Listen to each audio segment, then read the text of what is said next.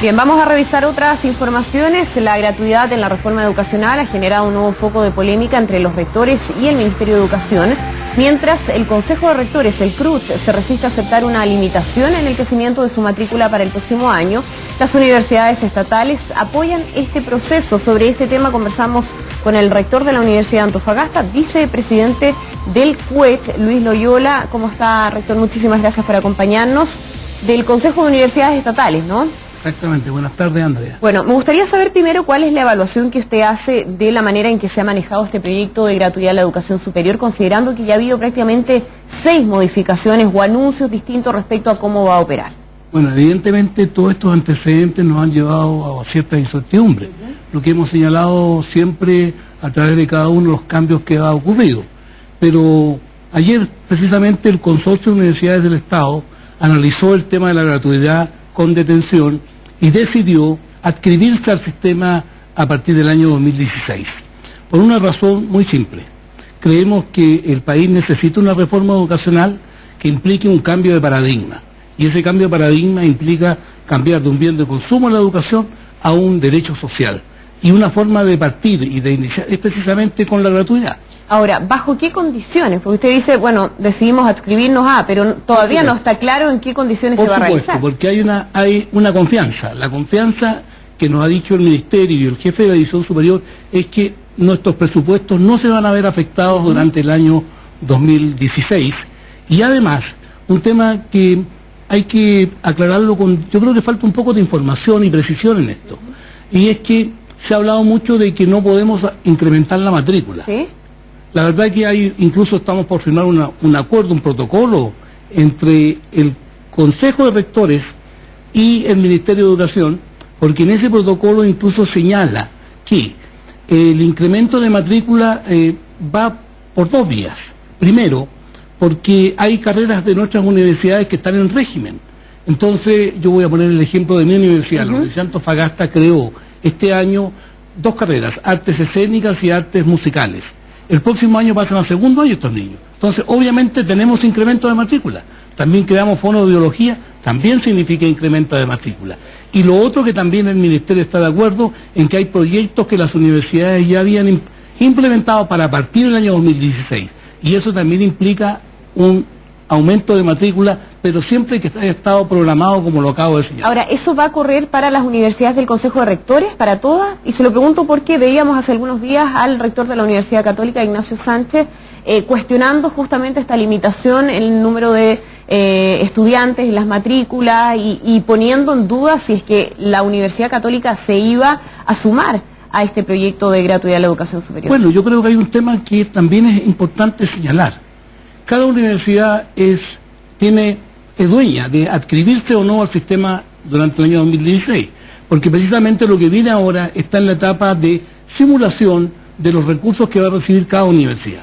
Y si alguna universidad efectivamente no cubre su brecha, como pareciera que es lo que plantea el rector Sánchez, la Universidad Católica podría no adscribirse al sistema. Siempre esto va a ser voluntario.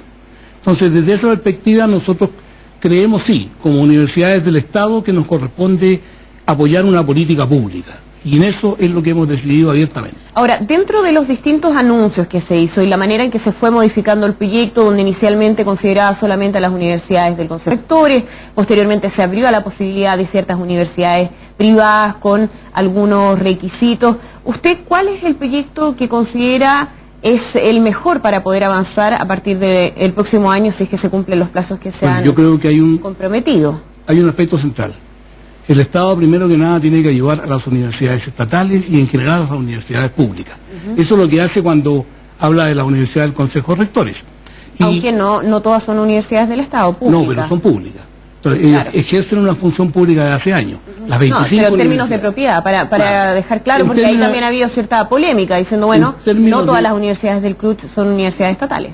Claro, es que también hay que pensar un aspecto que es fundamental en este país. Es que la educación superior es mixta. O sea, hay universidades estatales, universidades privadas, también hay universidades privadas con o sin aporte del Estado. Claro. Ahora, a nosotros nos parece bien el hecho de que esto esté en las universidades del Consejo de Rectores de partida, y además no nos incomoda en absoluto de que también esto se pueda abrir a aquellas universidades bajo siempre que haya un marco regulatorio. Y ese marco regulatorio que se ha señalado en algunas líneas corresponde precisamente a que no sean instituciones de lucro. Entonces, al parecer, las 3 universidades que se estarían integrando, ¿no es cierto?, son precisamente universidades que están en esa línea.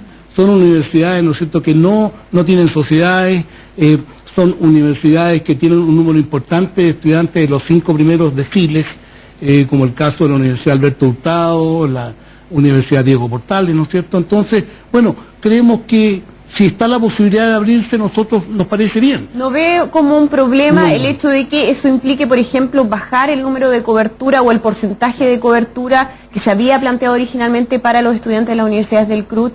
No la veo como un problema, no la vemos como un problema.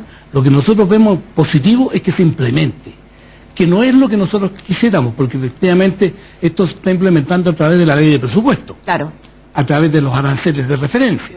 No es como se plantea en el futuro, en que en el futuro esto tiene que ir bajo un aporte basal a las universidades que financian los costos de las carreras. Y en eso es sumamente importante lo que estoy señalando, porque ahí tiene que considerarse un factor regional en el costo de una carrera. Hay regiones que tienen son carísimas, como por ejemplo la región de Antofagasta. El costo de una carrera de medicina no es la misma de una carrera que está acá en Santiago. Definitivamente, los costos son distintos. Entonces, de lo que se trata es que en el futuro esta gratuidad vaya a través de la ley, establecido con un marco regulatorio, ¿no es cierto?, y en condiciones de ser estudiados detenidamente los costos de las carreras. Y además, un aspecto muy central, es que no basta el costo de la docencia. Tenemos que considerar el recurso humano, el equipamiento, la infraestructura, y además que las universidades tienen que ser complejas.